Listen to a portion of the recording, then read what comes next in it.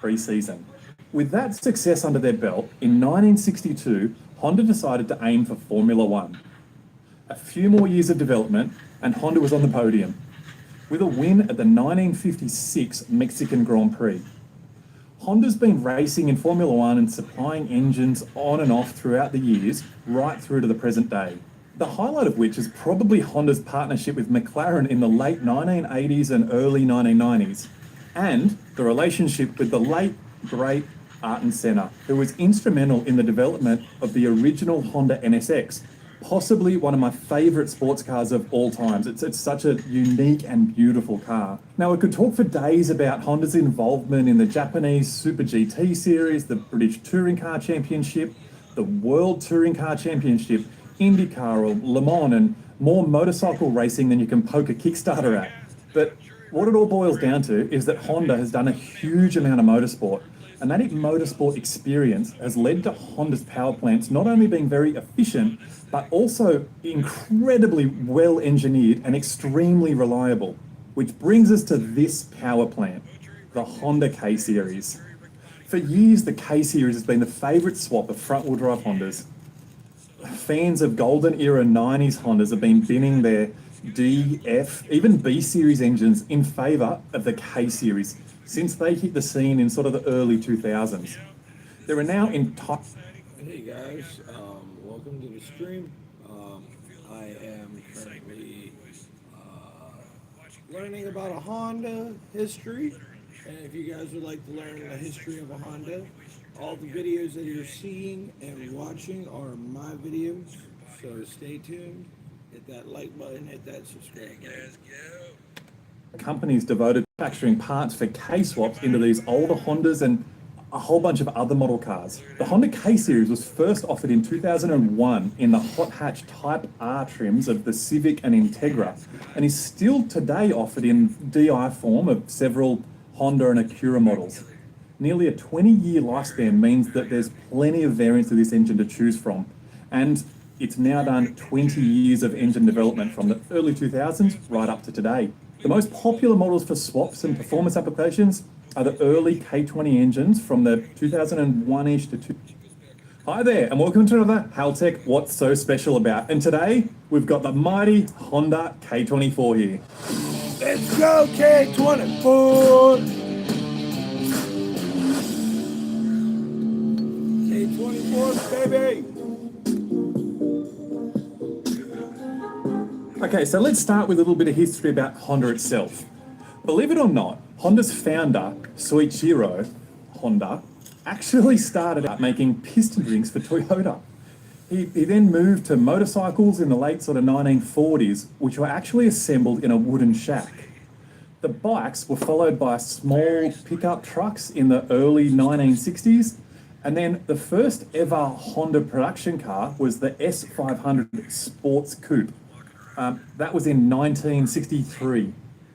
Why a sports car? Well, it turns out that old Honda-san was mad about motorsport.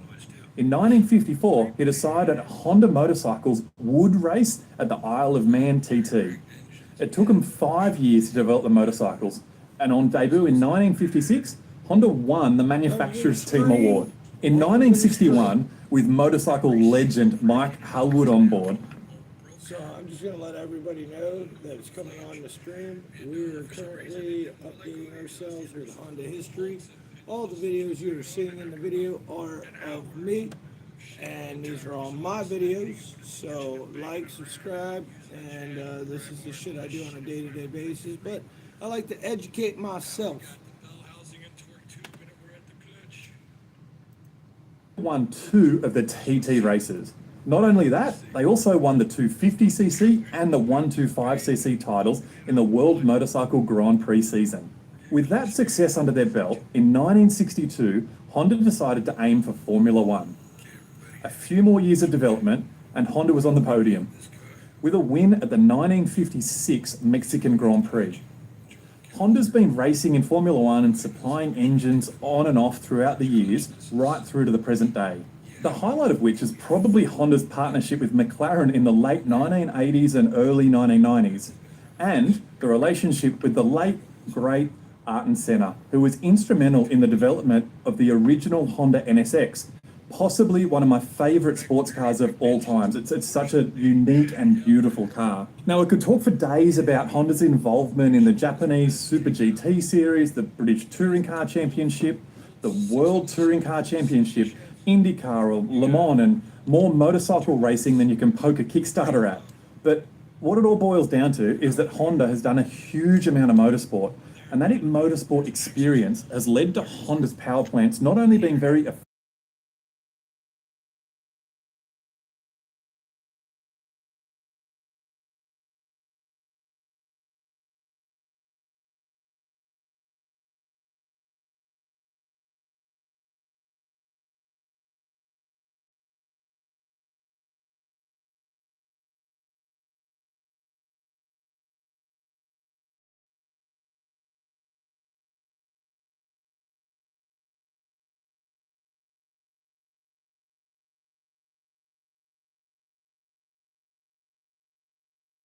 golden era 90s Hondas have been binning their D, F, even B series engines in favour of the K series since they hit the scene in sort of the early 2000s.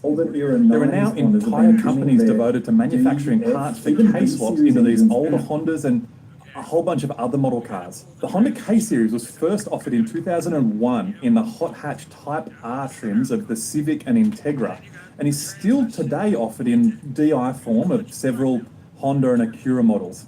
Nearly a 20-year lifespan means that there's plenty of variants of this engine to choose from, and it's now done 20 years of engine development from the early 2000s right up to today.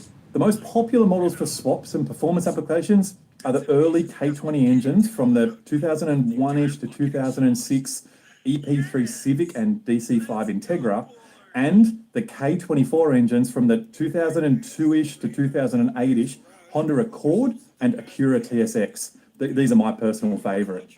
Often pushed as the best performing package is a hybrid combination of both, with the high-flowing K20 head and the larger displacement K24 bottom end.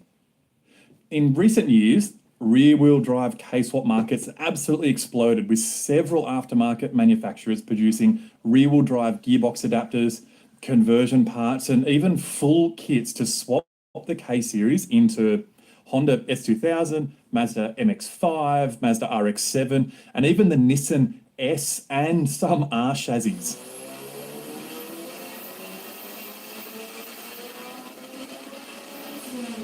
With pieces and parts from these manufacturers and a little fabrication knowledge, it is possible to put Honda's incredible four-cylinder into virtually any chassis that you prefer. Within this segment, the K24 from the 2009 to 2014 Accord TSX is also extremely popular due to its massive supply, its low cost, and advantageous exhaust packaging, with the exhaust manifold runners being cast right into the cylinder head. The Honda K-Series engine has enjoyed continued success in motorsports, from drag racing to time attack, wheel-to-wheel circuit racing, and even European autocross. When used in drag racing, the K-Series does have a torque advantage over the older Honda designs, and the rules are actually set up in a way that allow advantages to the older B and H-Series engines to even the playing field a little bit.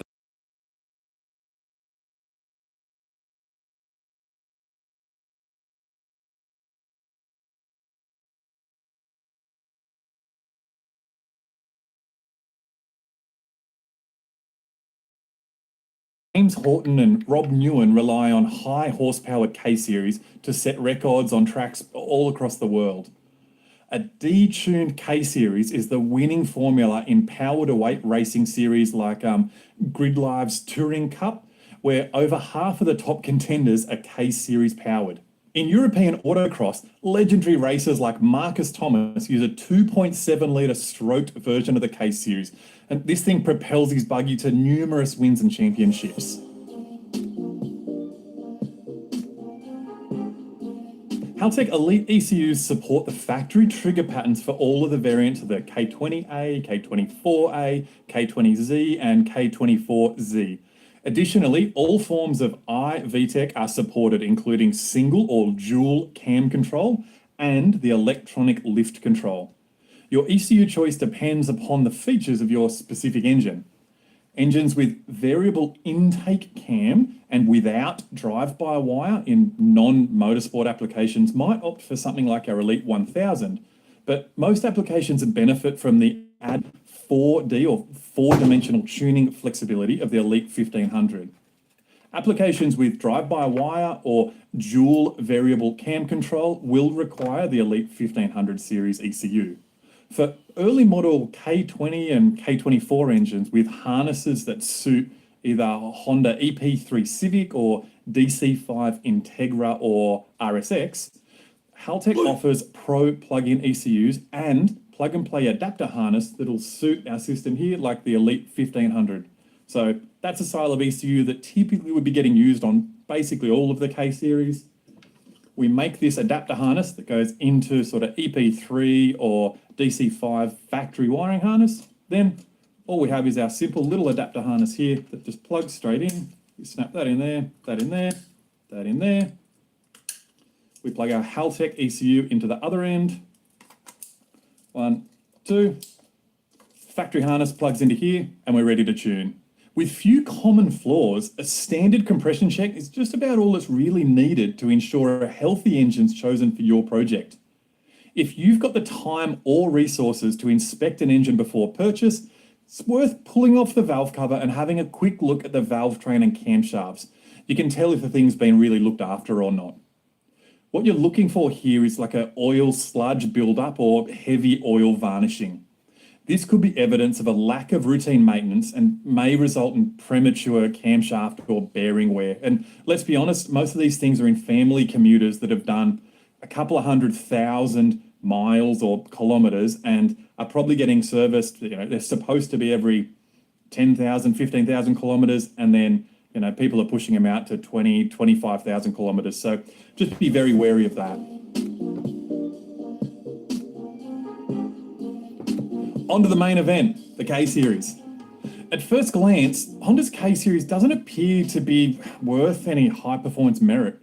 Just another pedestrian four-cylinder mill known for excellent fuel economy. From the factory, it's a bit boring. Doesn't have a turbo, and it's got a pretty modest rev limiter. What's not immediately evident is the platform's potential. It's a robust all-aluminium double overhead cam engine outfitted with a coil-on plug ignition system, roller rockers, a forged crankshaft, cast iron sleeves, and Honda's elegant iVTEC, which includes electronic lift control and variable timing control. Simple and ingenious in design, Honda's electronic lift control allows one single camshaft to have essentially two profiles. The low profile provides excellent fuel economy in cruising situations, and a more aggressive high cam profile allows greater airflow and top-end performance. The sound of the crossover from low to high cam is something Honda's absolutely famous for. You get that honk when it comes onto the second camshaft.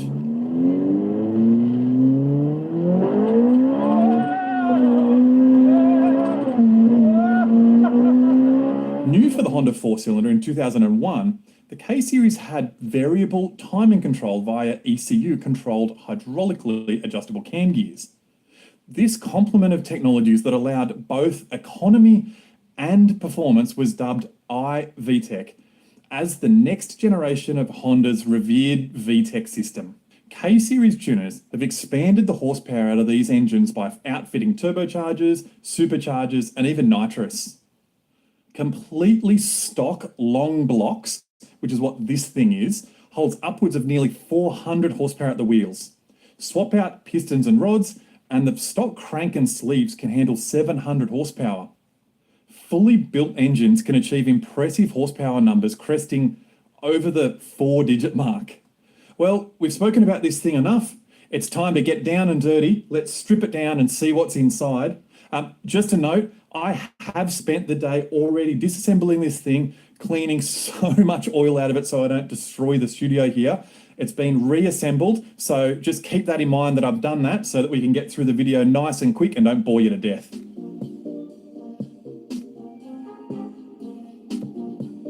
All right, well, all we're going to do is we're going to start at the top. We're going to work our way down. So we'll pull the rocker cover off. We'll have a look at the valve gear inside. Then we'll just start going through and we'll get right down to the bottom. And today we might even try and pull some pistons out.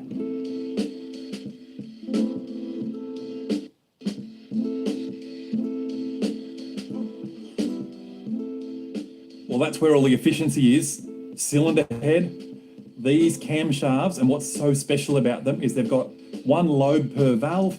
It's got 16 valves because it's got 8 valves for the intake and it's got 8 valves for the exhaust side. Twin camshaft, the camshafts are driven by a timing chain. This thing has continuously variable intake cam control. And then we've got our VTEC lift solenoid on the side here. What's absolutely amazing about this thing, like I was saying before, is how essentially it does have 2 different cam profiles. When this solenoid on the side here has oil pressure through, there's a whole bunch of little locking pins that we're going to get to here that allow basically a different cam profile to be activated, and you get that VTEC honk. In aspirated form, the thing on the low camshaft will say, let's say about 110 kilowatts at the wheels, somewhere around there. As soon as we engage that high camshaft, the thing will make about 145 kilowatts at the wheels. So to put that in perspective, that's a huge power gain on an aspirated engine.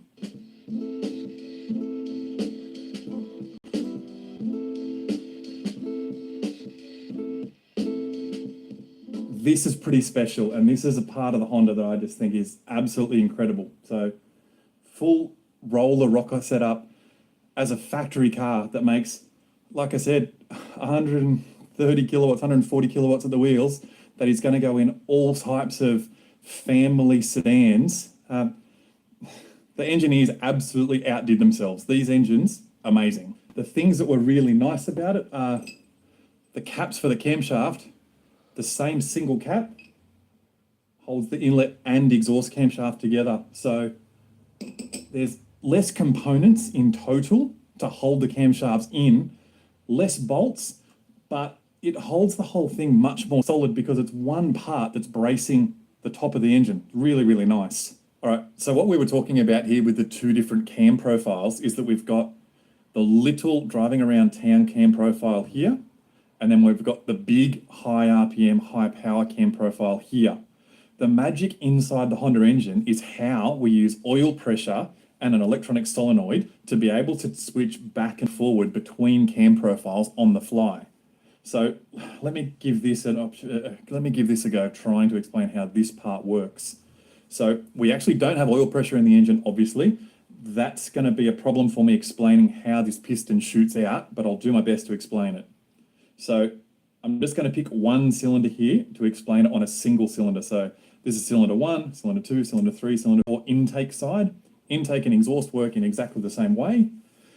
What normally happens here is our camshaft is pushing on our rollers here. And normally, I'm just going to leave those 2. This is what's going on. The camshaft is pushing up and down on our rollers, which are in turn pushing up and down on our 2 intake valves. You can see there that I can move them independent of this middle one, which this one's actually doing nothing when we're cruising around town. All it's doing is just chilling out. It's going up and down on the large cam profile, but it's not actuating any valves. Now watch this. I'm going to pull this little bit apart. So at the moment, you can see that everything's working independently. If I pop this one up, if we can see just on the inside here, there's this little piston that's sitting on the inside here. If we applied oil pressure to the engine and we activate the VTEC solenoid, this little piston is going to spit out in this direction. When it spits out in that direction, I'm just going to pull this piston out and see that on this rocker arm, we've got a little piston that's spring actuated here. Can you see that? So what would happen is when we apply a pressure across through this piston in turn locks this rocker arm and this rocker arm together. When the piston shoots out of this one, this piston in the middle shoots across here, in turn locking into this arm. So I'll manually do that now. that goes into there, that goes into there, that goes into there. And what we end up with is, here we go, we'll move that one. You can see now,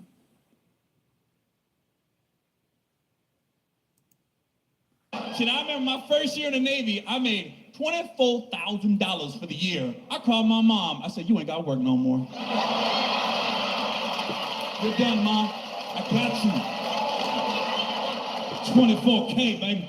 I told you I was going to do so with my life, man. I remember my first check in the Navy was $512. I'll never forget it, man. You lucky to on Instagram back then. I went up, look now, haters. Get on my level. I got another one coming in 13 days. Can't stop, won't stop. 512 every 2 weeks.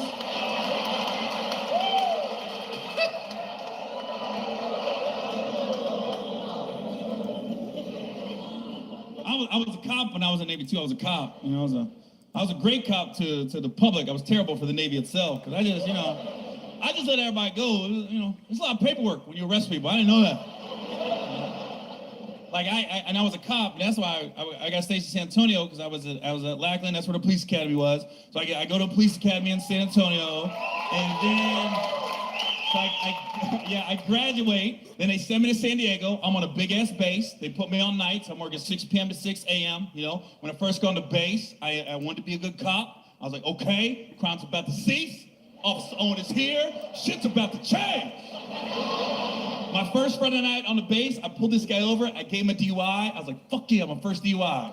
Now keep in mind, I pulled this guy over at 3 in the morning. I'm supposed to be at work at 6 in the morning.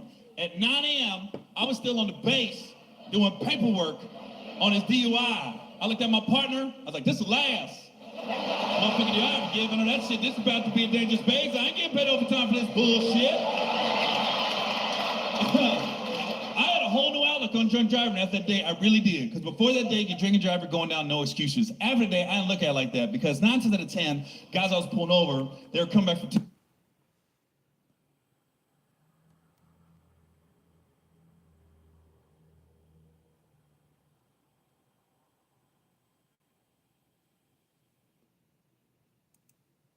All right. Yup. All right.